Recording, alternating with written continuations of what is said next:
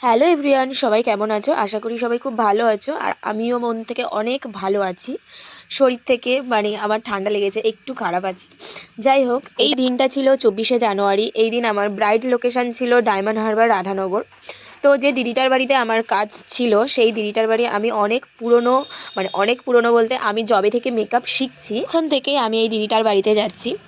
তো আমি অনেক পুরনো ওদের কাছে।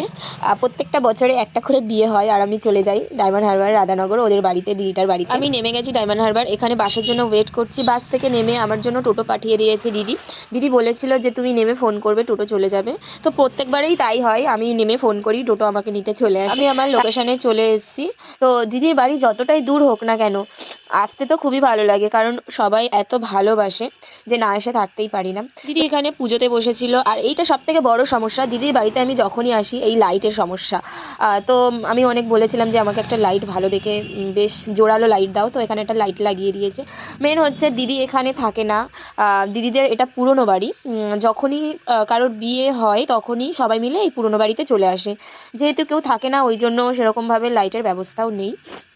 তো তারপরে এখানে দিদি বসে গেছে, দিদিকে এবার রেডি করতে আমি জিজ্ঞাসা করলাম যে তোমার কীরকম লুকস চাই। দিদি বললো সিম্পলের উপরে করে দিও, আর তোমার নিজের মতো করে করো। তো তারপর আমি আমার নিজের মতো করে দিচ্ছি। খুব টেনশন করছিল, তো বিয়ে মানেই টেনশন, সেটা সবাই জানো। তো আমি বললাম যে তুমি টেনশন করো না।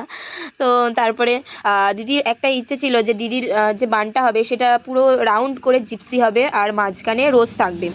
তো আমি এখানে দিদির ভাইকে রোজগুলো কাটতে লাগিয়ে দিলাম। আমার পাশে আশেপাশে যে থাকে আমি তাকে কাজে লাগিয়ে দিই। সেটা ছিল সেটা পূরণ হলো না। দিদির যে রোজগুলো অর্ডার দিয়েছিল সেই রোজগুলো একেবারে নষ্ট হয়ে গেছিলো, যেগুলো আমি মাঝে দিতে পারিনি। তো খুবই খারাপ অবস্থা ছিল রোজগুলো। তো আমি দিদিকে বলেছিলাম যে পাপড়িগুলো খুলে মাঝে দিয়ে দিই। তো দিদি বললো যে নাও, আর দিতে হবে না, ওনা দিয়ে ঢাকা পড়ে যাবে। তারপরে অলরেডি আমার কাজ শেষ হয়ে গেছে। দেখো আমি রোজগুলো দেখাচ্ছি, এখানে পুরো রোজগুলোই নষ্ট হয়ে গেছে। তারপরে দেখো দিদিকে কতটা মিষ্টি লাগছে। দিদিকে কিন্তু খুবই মিষ্টি দেখতে। তো দিদি, আমার মনে হয় বিয়ের থেকে রিসেপশনের দিন দিদিকে আরও মিষ্টি লাগছিল।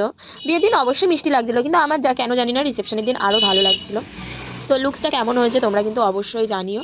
আর এরকম ভিডিও দেখতে থাকলে অবশ্যই সাবস্ক্রাইব করে দিও চ্যানেলটাকে। দিদিকেও কিন্তু খুব মিষ্টি লাগছিল। দিদি বলেছিল আমার বিয়েতে আমি সাজতে পারিনি, দীপশিকা তুমি তোমার মতো করে সুন্দর করে সাজিয়ে দিও। তো দিদি লাল বেনারসি কিনেছিল বোনের বিয়েতে পরবে বলে।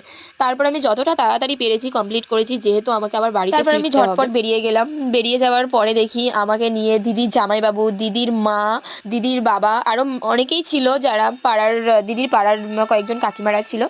তো আমি বাড়ি যাব, একা একা যাব, সেই নিয়ে কত টেনশন করছিল। তারপরে আমাকে ডায়মন্ড হারবার পর্যন্ত সেই টোটো বলে দিল, তারা টোটো দিয়ে আসলো। এবার যেতে যেতে দেখো কত বিয়ে, সেদিন তো জানোই দূরে কাজ করলে যেমন টেনশনও হয় তেমন খুব ভালোও লাগে। নতুন নতুন কিছু দেখতে পাই, অনেক জায়গায় ঘুরতে পারি, এটা খুব ভালো লাগে। টাটা, সবাই খুব ভালো থেকো। আমি কেক খেতে খেতে বাড়ি চললাম। তো দেখা হচ্ছে পরের ভিডিওতে।